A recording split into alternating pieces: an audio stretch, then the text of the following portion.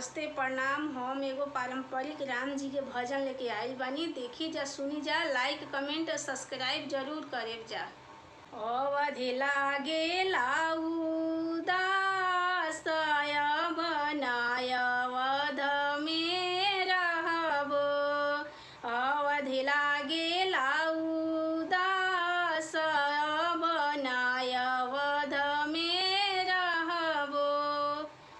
राम मोरे जइहे मधुबनवा।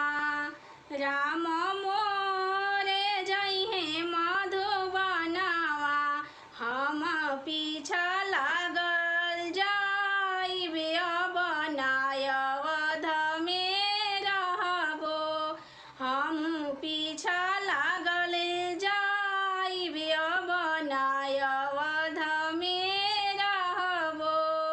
अवधि लागेला उदास बनाय अवध में रहबो। अवधि लागेला उदास बनाय अवध में रहबो। राम मोरे करिहे दतवनवा।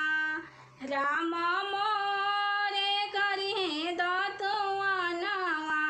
हम चिरा बिगी देबो बनाय अवध में रहबो। हम चिरा बिगी देबो बनाय अवध में रहबो। अवधि लागेला उदास बनाय अवध में रहबो।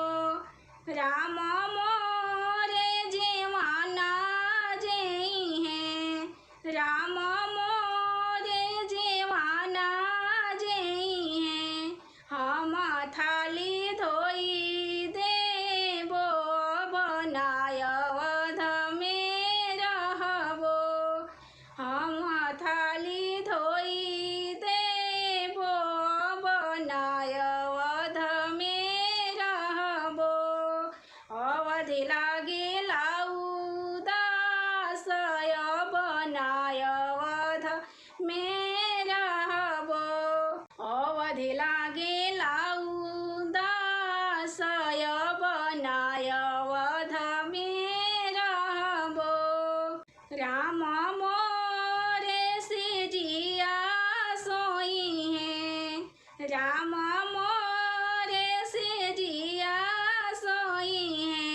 उनकर चरण दबाइबो बनाय अवध में रहबो।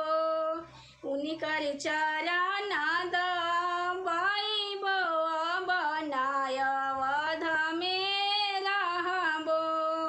अवधि लागेला उदास बनाय अवध में रहबो। अवधि लागे